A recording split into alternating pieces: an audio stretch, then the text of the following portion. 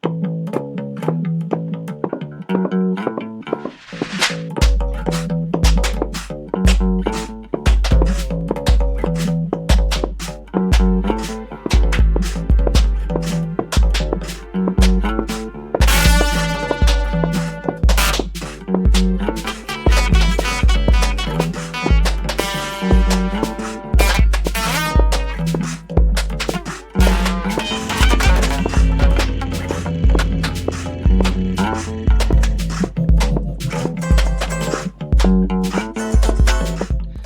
welcome to Pop Screen, a new podcast from the Geek Show Podcast Network, this time dealing with the good, the bad and the inexplicable of movies, either about, featuring or starring pop stars. No, the podcast has a broader range of music and cinematic genres, from documentaries to sci-fi, from hip-hop to country, we cover it all. I'm Graham Williamson. I'm a film critic for The Geek Show and for Horrified magazine, and this week I've been joined by... I'm Joe Miller. I'm also from The Geek Show, and I podcast for The Dreaming Machine, which is an animation podcast. Excellent. For now, we are going back to the obvious starting point for this podcast. It wasn't the first rock and roll movie. It wasn't even the first British rock and roll movie. It is the British rock and roll movie. It's 1964. Richard Lester's behind the camera. The Beatles are in front of it. The first chord is an F11th with a G bass note, I think. One of the most famous opening chords in musical history. Indeed. It's a Hard Day's Night.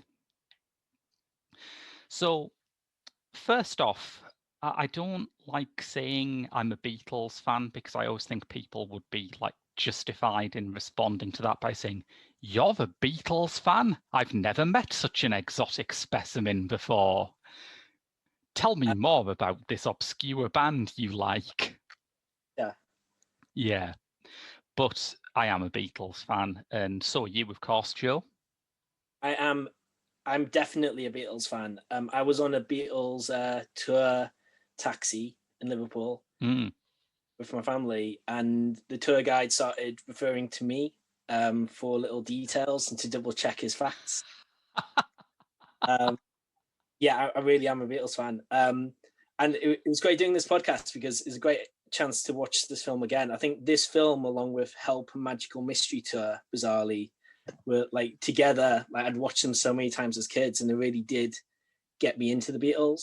And so that kind of kicked off my lifelong love of the Beatles. So I'm not only am I a fan, and I totally agree with you about the redundancy, but I'm like a very geeky, very obsessed fan. So yeah, I think the Beatles are fantastic, of course. Like who wouldn't think they're fantastic? I don't want to get sidetracked too much onto the other films because, you know, hopefully we will cover them all at some point in the future. But when you said you liked this, Help, and Magical Mystery Tour as a child, you are aware that there is a Beatles film that is made for children that you could have watched instead of Magical Mystery Tour, right? That's the only film I didn't really watch as a kid, bizarrely. Yeah. A long time to catch up to Yellow Submarine. Yeah, I mean, but yeah, Hard Day's Night was. I mean, what was interesting about rewatching it was there were bits that had stuck in my head from watching it as a kid, which just showed and memorable, elements of the movie are. So it'll be great to talk about it today. You watched it, didn't you, with your son? So I watched most of it myself, but then my son came back for the last 20 minutes of the film. He is already a Beatles fan. Like he's got Sgt. Pepper's as an album. Like we put a lot of the Beatles on in the car. He loves certain tracks by them. But he came in during the concert scene at the end of the movie where you have this hysteria. You have this incredible energy, there's incredible camera angles, like zooming in on these hysteric fans. The Beatles performing like in the heyday, live performances at least, and both my 5-year-old and my 3-year-old as well, just totally silenced, totally absorbed in the movie. And then my 5-year-old that night said he wanted to become a rock and roll star. Excellent. It definitely, the only question he had was, why are the people screaming so much? Why are they so upset? And I had to explain that's because they're them at the time. But yeah, it shows the power of the movie as well, that it got across that energy and that excitement, like in a concert scene, which is fantastic at the end. And as soon as we finished the movie, he asked me to put it on again, and obviously this is bedtime, so sadly we couldn't. But yeah, it's great to see his reaction to it. It reminded like myself of me as a child, like when I right.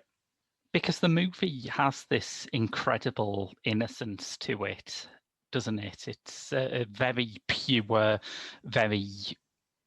If I say youth certificate, it is a youth certificate. It kind of sounds like I'm damning it and saying that it leaves out all the dark bits, but I don't think that's the point. I think it is this beautiful kind of dream of how crazy and how wonderful being a rock star could be, and it works perfectly on that level, I think.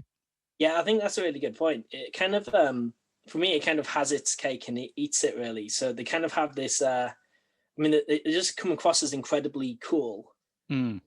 Right, are very true to themselves, and they just do and say whatever they want, but it also comes across very positively and playfully, and they don't come across as cynical or horrible at any point. It's got that lovely positive feeling to it, that exciting feeling to it, while still hinting at the ridiculousness of fame and the ridiculousness of what they're going through, and that especially John, you can kind of see that quite harsh humor come through sometimes. Yeah, definitely. I think it does that balance really well of them not coming across as fake and bland, horrible at the other end of things, but it's still a joyous, like it's a great watch, isn't it? Yeah, completely. And it starts as the song starts with that extraordinary opening chord and this incredibly high energy opening credits of them running away from crowds of fans, and it immediately spells out what you're going to get. It's the pop movie as the kind of Keystone Cops spectacular. Because Richard Lester's previous experience, he'd done a couple of films before this, but the thing that really put him on the Beatles' radar was he made a short film called The Running, Jumping and Standing Still film starring the cast of The Goon Show. And all of the Beatles were huge Goon Show fans, and they saw that as having a similar kind of energy and sense of anarchy to the early rock and roll music that they loved so much. So his task essentially was to make the Beatles into the Goons. Yeah, definitely. I read that as well, that they had the list of directors, and it was that film in particular that made them favour Lester over the other choices. I think even read he directly copied elements of that film for like the "Can't Buy Me Love" musical number. I don't know. Yeah, energy's a word, definitely. Energy and maybe irreverence as well, like that playfulness. Kind of silliness, really. There's a lot of so you have that very exciting opening scene full of action, momentum. You immediately drop into the Beatles world, like great fast cutting, great direction, and then first dialogue scene. It's just very playful and silly, really. I think the stuff in the train is lovely, I think, and there is a sort of hint of how menacing the older generation found even this very kind of squeaky clean rock and roll music when they have that sort of priggish newspaper reading fellow passenger who they enjoy tearing strips off. I mean, this idea that like one of the older gentlemen on the train says, "Oh, we fought the war for you," and John, I think it's John, isn't it, who just immediately the Beatles just immediately undermine that statement straight away. It's like having the confidence to do that, really, and show that we're the younger generation. We're going to do things our way. It's quite weird because nowadays in Britain, that 60s generation seem to think that they did win the war. There's been this weird generational slippage where I don't quite understand how that's happened, but basically everyone over about 60 who lives in Britain thinks that they stormed the beaches at Normandy.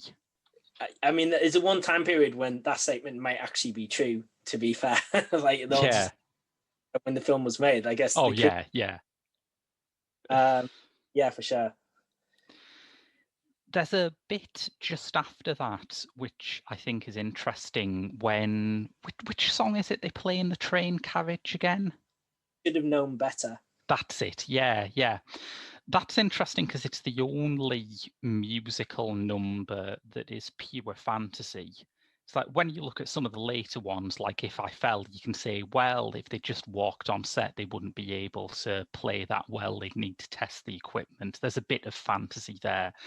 But I Should Have Known Better is a pure musical number. It's no more realistic than anything in The Sound of Music. They're playing cards in a train carriage, and suddenly there's this harsh cut, and they've all got musical instruments, and it never happens again in the film. It's fantastic, isn't it? And you're right. It's a really harsh cut. It's like, oh, okay. Yeah. But it suits the tone of the movie. I think the fact that you don't have to have too much logic and too much. Yeah. I think if it didn't have that very early on, you would maybe be looking at the later segments and thinking, oh, well, that's not really how a television studio works or stuff like that. It does announce very early in the film that A Hard Day's Night is not a documentary, which is weird because one of the problems it famously had during production was this was not the first Beatles film to go into production. The Maysles brothers, a very famous pair of cinema verite directors from America, had a film called What's Happening, which was a fly-on-the-wall documentary about the Beatles on tour. And A Hard Day's Night was conceived as this kind of parodic comic take on that, where they inflated the success they had at the moment to ridiculous levels. And when What's Happening was finished, Brian Epstein actually bought the rights to it so you could, sit on it and stop it being released, because the documentary looked indistinguishable from the parody. Their reality was now that ridiculous. It's interesting. Like I read that Alan Owen, the screenplay writer, he spent time with the Beatles. He was able to distill each of their personalities into like a one-line description, basically, and that comes across in the movie. Yeah, you can kind of get that blurring of lines between this parody and the reality. Really, I mean, what you said there, I didn't know, I wasn't aware of that. That doesn't surprise me about Epstein whatsoever. Yes. Well, there's a list of other Beatles projects that were nixed by Epstein, weren't there? Particularly in the film sector. There was the script that Joe Orton wrote for them up against it, which, have you ever, I know they did a radio play version of that. I've never heard it though. I haven't either, no. Yeah, I'd quite like to see, because I do like Joe Orton's writing, but basically Orton, like Epstein, was gay, and as soon as Epstein read the script, he spotted all these kind of coded gay innuendos that Orton had put in it and just stamped on it. My favourite Beatles near miss in terms of screen appearance was the time that they were going to cameo on William Hartnell, Doctor Who. Wow, I wasn't aware of that. There is a Doctor Who story called The Chase, which does, in its finished form, actually have a Beatles appearance, just using footage from an old Top of the Pops. But the original plan was that the Doctor and his companions would go to like Liverpool in the early 21st century and find all the Beatles in an old people's home. Well, if only, I guess. I mean, yeah, it would be quite bittersweet now. Apparently, the band were dead keen to do it, but Epstein thought it would be bad for their image. Yeah, I can kind of see that. They were very controlled in that period. Yeah. The savvy marketing side of Epstein, like I totally get that. But yeah, right though. Yeah. You mentioned Alan Owen there. He's a really interesting guy. I think it might have been McCartney who'd seen this play No Trains to Lime Street and thought, this guy absolutely gets working class Liverpool dialects. Yeah, I read that too. That's part of the reason he was chosen, wasn't it? Yeah. And that comes across. Although I read as well that this film, I'm not sure if popularized the word or originated with the word, I think it was grotty, the word yes. grotty, which wasn't and I think the Beatles, from what I've read, the Beatles complained that wasn't actually Liverpudlian, funnily enough. But I could tell. Yeah, I'm not from Liverpool myself. It feels like quite true. As I said before, it don't sound really fake, like when they're talking. Really, I've read the Hunter Davies biography of them, and the only official commissioned Beatles biography at the time when they were around, and at the time when they were still a group. Sorry, and there was a lot more swearing and dirty humor, as you'd imagine with guys. Of course, yeah. But otherwise, they come across as quite real and like Liverpudlian guys, aren't they? Just one moment before I pick up on that. The word grotty. This film was novelised by John Burke, and the John Burke novelisation has the extraordinary distinction of being the first book in the English language to use the word grotty. That's a great achievement. That's great history right there. And what a great contribution to culture. Absolutely, yeah. In many ways, that's the Beatles' legacy, I think. But yeah, it's just talking about that kind of Liverpudlian thing.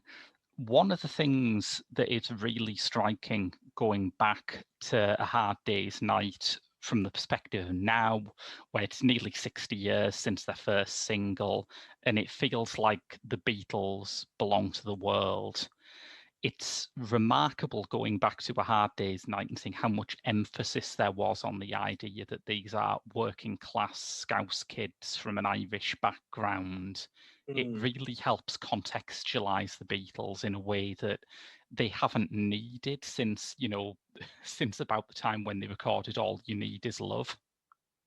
Yeah, I have quite a lot of feelings about that. I think that's a really good point, Graham. It's I was listening to Radio 1 earlier today, and there's several songs in a row that had strong regional British accents. I just thought that really comes down to the Beatles in a way.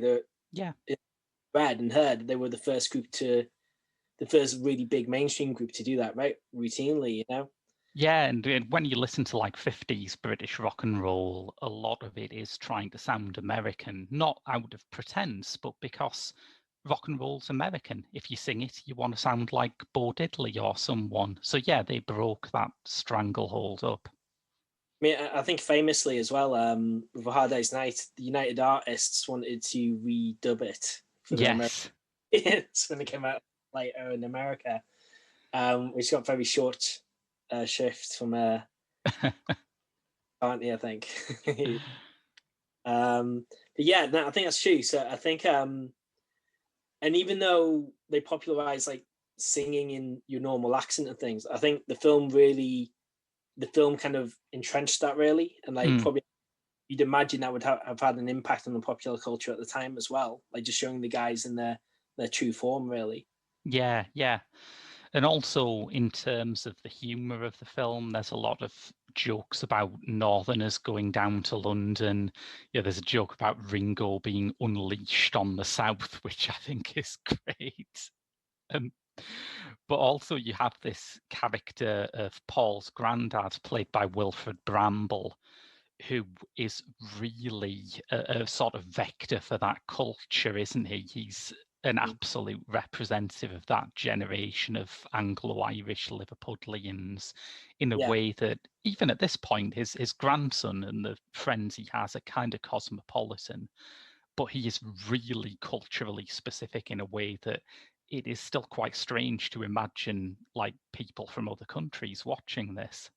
Oh, definitely. I mean, he's quite I think he calls Ringo a sissy and gives him a whole spiel. The whole reason Ringo goes off is because of this ridiculous, great speech he gets from the character, and yes, he's got those attitudes about him really, but at the same time he's very mischievous. Obviously, he's the one actually causing all anarchy during the movie.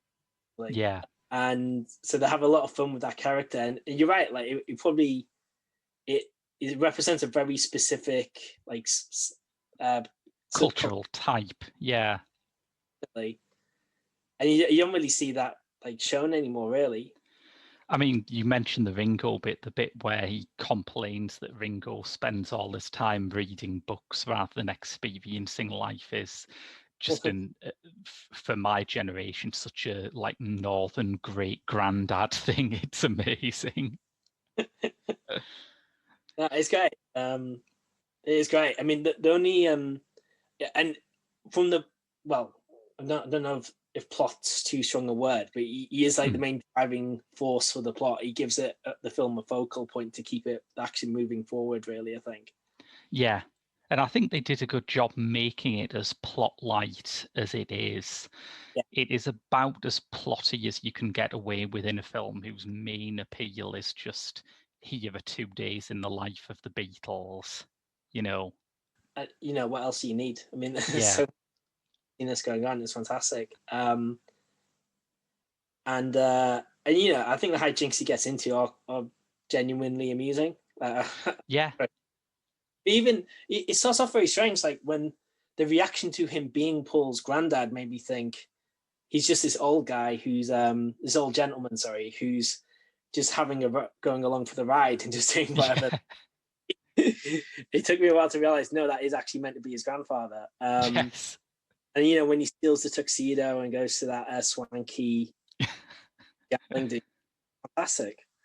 Swanky gambling dude, where the woman who fawns over him, thinking he must be some high roller, is Margaret Nolan, who was also the gold-painted woman in the opening credits to Goldfinger. Yeah. Yeah. So. It's not like that. Yeah, it's got quite a few cameos in it, aren't there? There's quite a few. I mean, the granddad himself is from Steptoe and Son. Yeah. Which the only thing I didn't get about the movie was that constant reference to him being a clean guy. But at the time, if you understood that the Steptoe show, that would have made a lot more sense. That he was constantly referred to as a dirty old man in that. Yeah, yeah. Although weirdly, I think I read they had that joke in the script before they cast Wilfrid Bramble. It's just that as soon as they cast Wilfrid Bramble, they were like, oh yeah, that's got double meaning now. Let's hammer that a bit. No, it works really well. Yeah, it definitely suits the tone of the movie. But yeah, like he's a lot of what is a credit to the film is that you're not irritated that he's on the screen and the Beatles aren't. Yeah, yeah. Maybe would get with other pop star, rock star movies, like when this other stuff's getting in the way, and that it is not an issue really in this film, I'd say. Yeah, because it low-key has a great cast. It is probably the best cast of any movie that no one ever thinks about having a great cast. But I love Victor Spinetti, who plays the TV director, who adds such great humour to all the scenes. There's a cameo from Derek Nimmo, who would go on to be a massive name in British sitcoms in the 70s and 80s as the magician with 10 or possibly 9 doves. At that moment when he crosses out the 10 on his board is genius. Yeah, so people really cared about this movie, and it was obviously greenlit as a cash-in, and United Artists were never sort of attempting to hide that fact. They were actually expanding their records division at the time, and they found out that there was a weird loophole in the Beatles contract at the time, which didn't give them full rights to film soundtracks. So they thought, well, this is golden. We make a movie with the biggest band in the world. We have exclusive rights to their soundtrack album. This will be incredible. But somewhere along the line, with people like Owen and Lester behind the camera, it just becomes so much more. It does become, and I hate to say this because it's generally one of the markers of truly terrible criticism, I think, Joe, it's a portrait of a generation. Wow. Yeah, no, but yes, that's true. It is true. Yeah. Yeah, I mean, United's Artists, from what I read, well, exactly what you just said. So they wanted to beat Capitol Records to releasing it in America as well, the soundtrack album. Yeah. I don't know. I mean, you'd have to substantiate this, but like there's a theory that the reason they rushed it through the filming of it and the release of it, and it it arguably had a relatively low budget, I guess you could make that argument, was because the film was almost just generating the soundtrack album. Yeah. As you say, it's a real testament to the film. And it really does the swinging 60s, Beatlemania, the more liberal counterculture coming in. I guess you can make that argument, and our film's a great representation, both in what they show and arguably the way the movie's filmed, which I guess you referred to earlier as well. Yeah, we should delve into that, because Lester said that he wasn't interested in any rock movies that had been made up to that point, partly musically, that he was more of a jazz fan, but also he just didn't find them cinematically interesting. And he said that the actual things he was looking at were mostly the early Francois Truffaut films, particularly Shoot the Pianist, which has a very kind of Hard Day's Night-ish sense of breaking the fourth wall and going off on semi-related skits and other things. And I suppose it's one of the things that Britain always does, that we see these incredible intellectual art movements happening on the continent and we go, yeah, that's got some good jokes in it, we'll take that.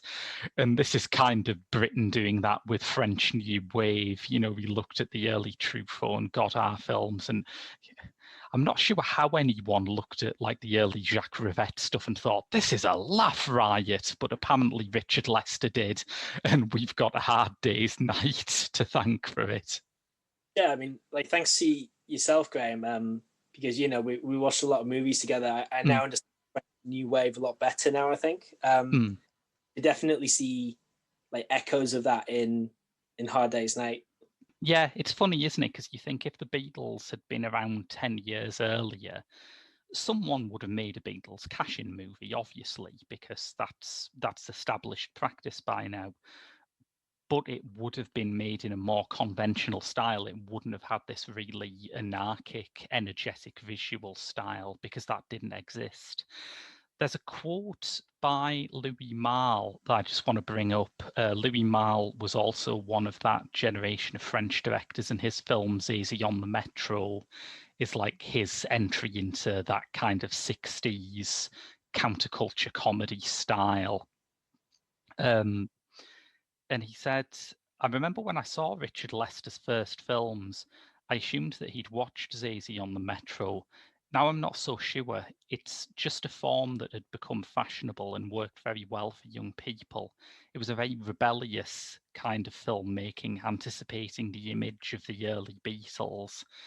I think there's a sense where this is almost like a historic inevitability, that as soon as you get rock and roll, someone is going to think, well, you can't film that like it's, you know, a Douglas Sirk movie. You've got to rough it up. You've got to do something different with it. Yeah, like that. My response to that intellectual point is yes. I think, yeah. Well, they didn't have to, actually. They could have been more cynical in the way. I know we talked about the rush production and the overall aim of it, but they could have said, no, you don't get the choice of director. No, this is just going to be a quick cash in. So there is some kind of creative control, and like it's anarchic, but it's anarchic in a controlled, like not magical mystery tour kind of way. There's some kind of to it. It would have, I guess, you could argue, maybe going back to that marketing point, you could argue it might have damaged the Beatles' image if it was too safe, I guess, and they didn't rough it up, as you say. And the main audience for the Beatles were like young people, the youth. Yeah.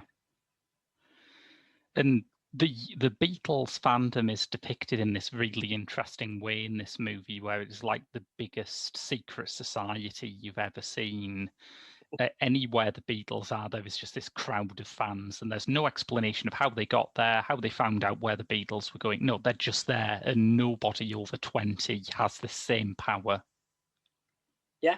And you can imagine that'd be not scary to the older generation, but maybe you could do. I mean, they they really contrast that with the older like establishment and the other characters, like the policeman, like later on, that kind of thing, or the swanky party. I mean, I think yeah, so it is this. I think that's a great way of describing it. That like massive secret society.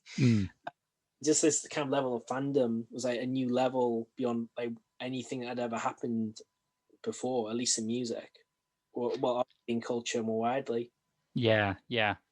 And it was happening on set too. And I think part of the beauty of A Hard Day's Night is that Lester had a style and a sensibility that thrived off that chaos, because by the end of the production, like the people who were meant to be keeping notes of extras and their contracts had absolutely no idea which kids on set were extras and which kids had just gate crashed it because they'd heard the Beatles were filming. But in A Hard Day's Night, it doesn't matter. That would derail a lot of other films, but here it's just part of the fun. That was just, well, that was part of their lives at this stage, wasn't it? I mean, she came in through the bathroom window. That was yes. Breaking into.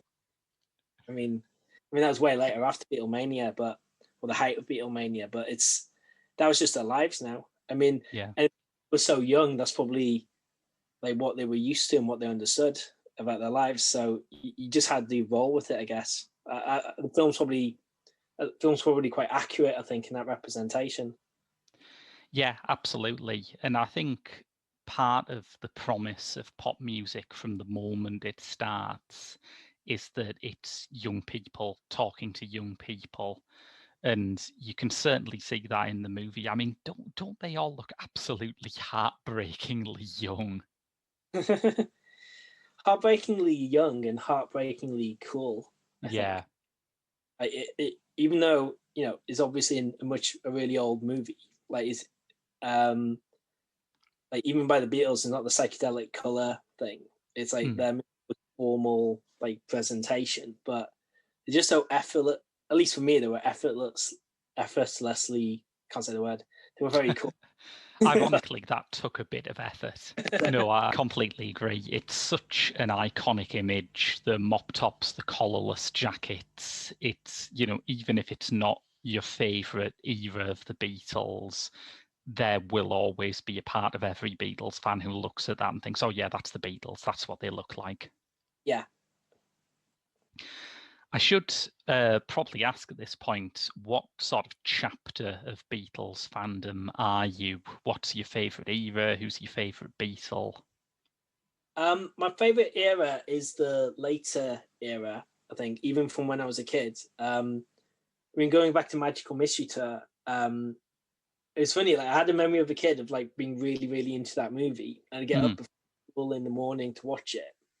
When I was older and I rewatched it when I was at uni, I realized even as a kid I understood the problems with that movie. So I was like fast song segments like I'm the Walrus and Mother Should Know and things like that. So I think one of the first albums I heard was a Blue album, like we had on vinyl, like the best song for the later years. And I had a couple of cassette tapes too. So I just I loved all of the Beatles, but I just think the latest stuff, I just remember hearing things like Hey Jude and thinking, oh wow, the song can be that long. Or like I'm the Walrus, thinking, oh wow, the lyrics can be that crazy, the production can be that experimental, that kind of thing. So I think the later era was probably my favorite era. But having said that, I loved all the Beatles anyway. Like I loved the earlier stuff too. I think now that I'm in adulthood, the White Album's probably my favorite Beatles album. But I don't like it though when people don't give due credit to the early stuff as well. I mean, I heard before watching the movie, I heard Hard Day's Night soundtrack album, and I mean, my God, it really does stand up. I mean, it absolutely bangs, doesn't it? There's something like about 12, 11 songs on it. Most of them are under 2.5 minutes, and they're hooky as all hell. Yeah. I mean, I Should Have Known Better is a great example. It's just for me, it's just thrilling. Like as soon as the harmonica kicks in and the the melody of it, and just the energy with which it's delivered. It's just they just know what they're doing, and it's so exciting to listen to even now. I think even if it doesn't have all the experimentation and advance, and arguably songwriting advances, less obsessed with just a girl or something, and like looking at all kinds of different areas. There's still an incredible energy and excitement to that early period Beatles, I think. Yeah. Like and just very clever, very well structured songwriting as well, I think, as well. Yeah, because I was always kind of a mid-period Beatles guy. The first album that I latched onto as a kid was Sergeant Pepper, and I liked generally. I'd say still my favourite period is the stuff from Revolver through to the White Album. I think that's the golden era. But I think I got into the early stuff more after I read Ian MacDonald's Revolution in the Head, largely because I'd sort of skipped forward to all the songs I loved and found him just slacking off every single thing on the White Album. Thought, oh God, what does this arsehole even like? So I started reading the early stuff, and he does, as you say, break down how brilliantly written and structured a lot of those deceptively simple, I would say, is the watchword for it. Their verse chorus rock and roll songs, 2.5 minutes long. They sound incredibly basic, but once you actually dig into them, there's a lot going on there. Yeah, I think that's really true. I think I remember my dad saying to me, just listen to, when I was a kid, just listen to Paul McCartney's bass work. And his bass has like twice the number of notes of like things that were happening before. Yeah. And he's a really underrated bass player, bizarrely, given this. Well, it's sort of true, isn't it? Because everyone thinks of Paul McCartney and they think of him as a songwriter, him as a singer, and the actual musicmanship kind of gets lost in the shuffle, really. Yeah, but and it's very innovative as well, like to do that kind of bass playing, and just that energy as well. So they managed to become, better, more structured group, but keep the energy of the very early Cavern Club days. And I think I remember like when the Beatles remastered CDs came out, I got the Past Masters collection, and I put on "She Loves You," "She Loves You," yeah.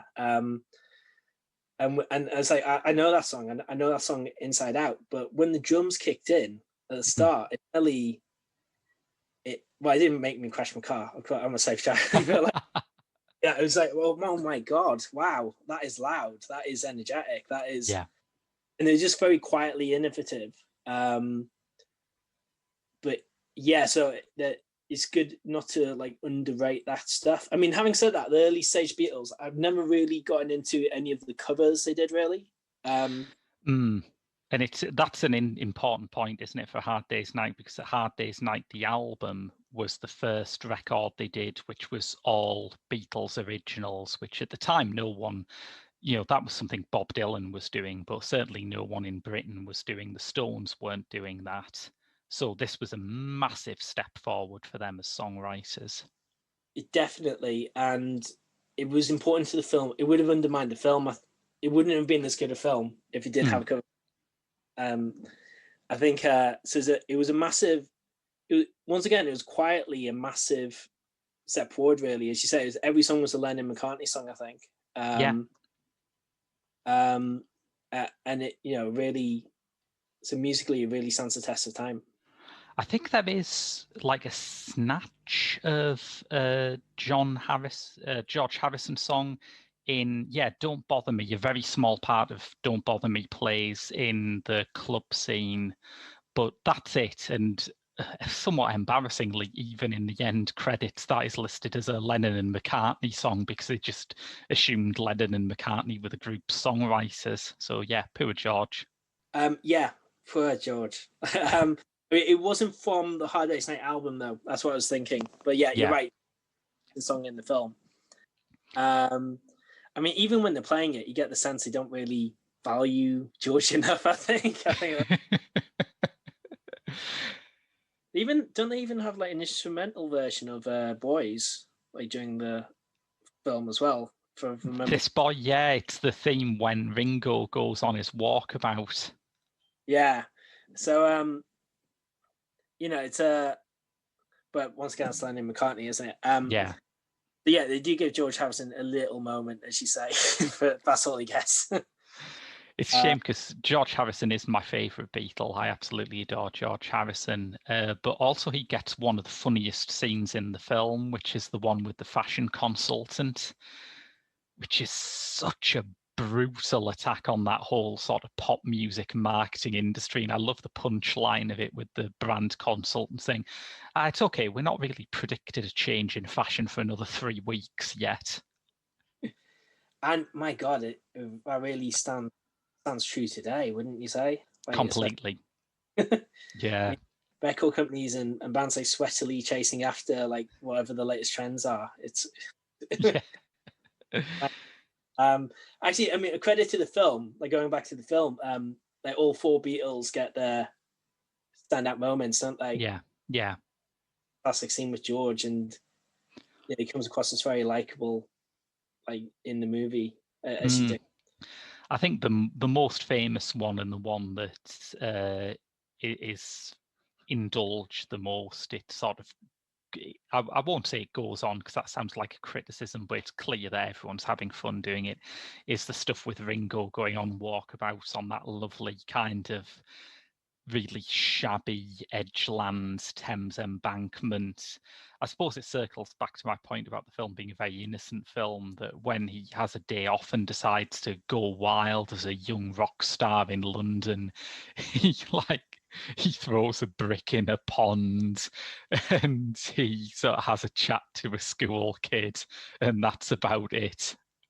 Not even that, like when he throws a brick in the pond, he immediately gets told off for it. And he's it's fantastic.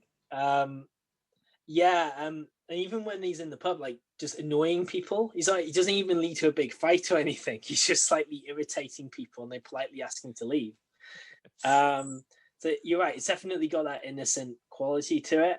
You get bits of like, as I said, like you do get bits of like snarky, like cynicism, like humor, especially from John. Yeah, but like in a very like controlled and way that doesn't undermine that like innocent, positive feeling. I think the thing that makes the sort of riskier jokes work is that it is still done with that same kind of breathless energy, and you just have time to think, wait a minute, did they say? But no, it's too late. The whole thing's moved on. The bit that was really striking to me was not a bit with the Beatles, but a bit with Wilfrid Bramble when he's been arrested and he's talking about how these English pigs are persecuting the Irish again, and it's like, Jesus, this is that talks about really like and yeah. My God, wow! Like but as you say, it just moves on so quickly, and it's so silly and jumping about with it all the time that you can't really zero in on anything really. I mean, it just it does have that anarchic Goonies style feeling to it, really, doesn't it? Yeah. I mean, the other one that is slightly risky is the bit on the train early on where John sticks a bottle of Coca-Cola up his nose and pretends to snort it. I mean, what does it mean? Who can say? I thought I was the only one who saw that. Yeah, that's a show. You barely see it in the shot, but that is it's a lot of credit to the writer and director. I think that they don't have a really stuffy like bad movie, frankly. They managed to make it feel innocent without making it feel sanitized, I guess, is what that's maybe the phrasing I've been reaching for. But yeah, it was cut on its initial cinema release. The BBFC had to intervene to save the British public from hearing the phrase "get knotted." I did read that as well. I think that's the one cut, wasn't it? I mean, it won't be the first time the British establishment have made some terrible censorship decisions over the Beatles. No. Particular radio as well on TV, but anyway, that's you could go into a whole show about that. You probably could, but I think we should have a diversion about that, because these songs are obviously canonical now, when no one ever thinks of them as being anything other than sacred texts of Britishness, but they have been subject to some very, very weird bans. I mean, some of them I get. I still strongly disagree with them, but later era, like A Day in the Life was banned because of the phrase "I love to turn you on." There's all kind of later era Beatles songs that were banned. I think I think the only thing that comes across in the early Beatles songs, a lot of them are very focused on relationships and being with girls. I mean, arguably they, in the modern context, this idea of just not being faithful and jumping around and maybe not giving women the respect they deserve probably doesn't stand up as well today than the later songs, which are are absolutely fine and cause no problem. I think the BBC in particular made a lot of censorship decisions, like on the radio stations, TV stations, and even they have very strict requirements about all sorts of things, didn't they? About like when they were allowed to do live and mimed performances. Yeah, because that was why Top of the Pops traditionally did mimed performances, because there was some bizarre musicians' union rule that a musician working at the BBC had to be given a certain amount of time to actually play. So, no, it wasn't the musicians. I tell a lie. It was the producers. The producers had to be given some work to do. So if you had a hit single and you got onto Top of the Pops, you had to go in with this BBC producer and re-record your hit single in like an afternoon. A completely insane way of doing things. That is insane. But at least, my God, at least there's only one small cut, I guess. Yeah. It could have been worse. Didn't they ban I Am the Walrus because it has the word knickers in it? Oh my God, yeah. Yeah. I mean, normally when the song's banned on the radio now, it's because they've, there's been some real life tragedy and it would be insensitive to play it at this time. So they must have thought they were pretty sorted when they did I Am the Walrus. It's not like you're going to release that and Brian Epstein's going to run and go, oh, lads, there's been a terrible thing with the Semolina Pilchard climbing up the Eiffel Tower this weekend. But no, it still got hit for an underwear reference.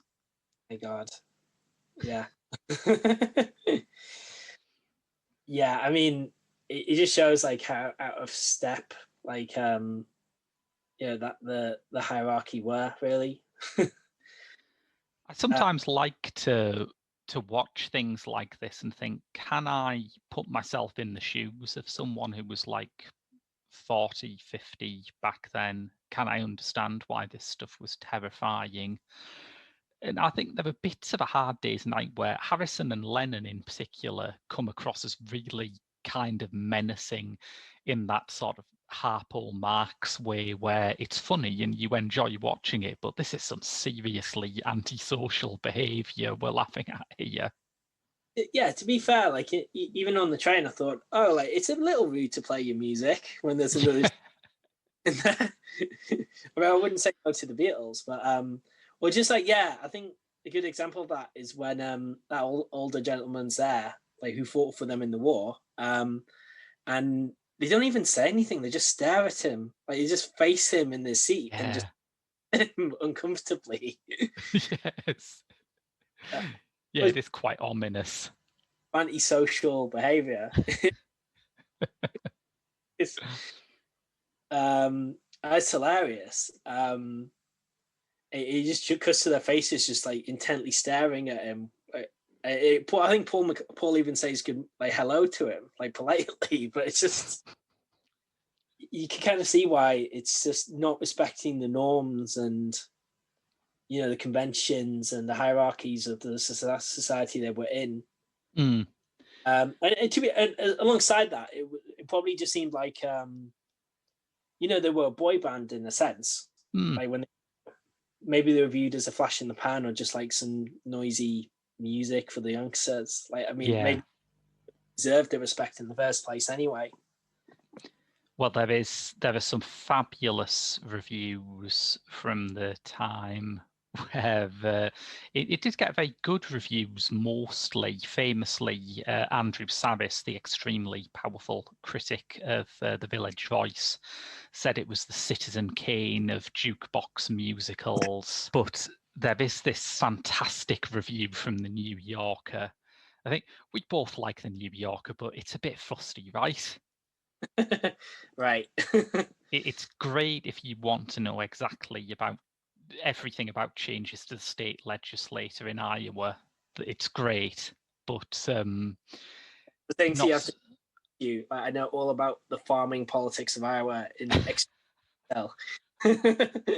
Yeah, for sure. But yeah, it is a bit fusty. Yes.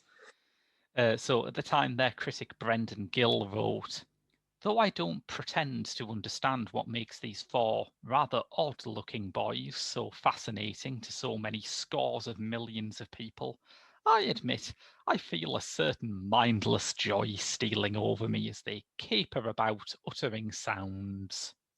I mean, you have to respect that, I think, as an opinion. Yeah, You don't connect with it. You understand it for what it is.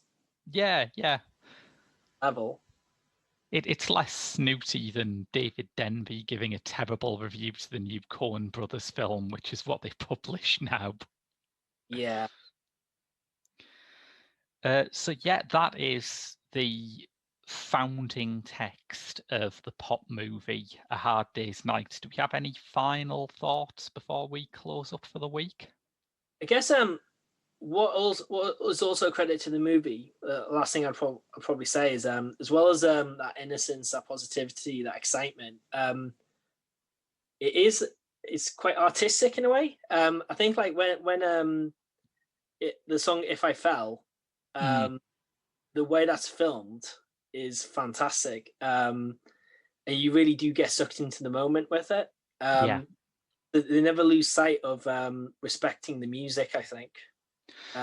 Yeah, it's quite weird too, because when you listen to A Hard Day's Night as an album, it feels really raucous and energetic, as we've said. And partly because I guess in the film some of the heavier songs like You Can't Do That aren't played, but also because of the sheer relentlessness of the film. When those musical numbers start, it feels like this beautiful oasis of, calm, and you know that you can sit back for 2.5 minutes without anything really chaotic happening. I mean, it has my favorite Beatles ballad in it as well, which is And I Love Her. Oh, it's a gorgeous song, isn't it? So great, yeah. And just the way they film the cameras filming them, like which is probably quite a common thing now, but it's just it feels quite revolutionary is very strong, but it just feels like different and very fresh and yeah, looking at things, acknowledging the fame and the chaos and the situation. It just works really well, I think. So that it's a real credit to the film. It's a lot of fun to watch, but it's also portrays the songs in a really good way as well. I mean, when we listen to the album, we could think of the songs being performed in that movie, I think. Yeah. And I think the album, part of what makes the album great is that it is the first Beatles album where you listen back to it now and you hear genres being born. I mean, there's a great story about Roger McGuinn from the Byrds seeing this movie and hearing George Harrison's 12-string solo on A Hard Day's Night, the track, and just thinking, oh yeah, that all music should be like that. You can see it, like how much it inspired. It's a very good choice for an episode, I think, because the kind of influence it's had on music and movies. Yeah, across in other episodes. But yeah, it's really good. Yeah. It will. I'm going to make a bold prediction here. It will stand the test of time. Wow. Yes, you're a bit out there in saying that.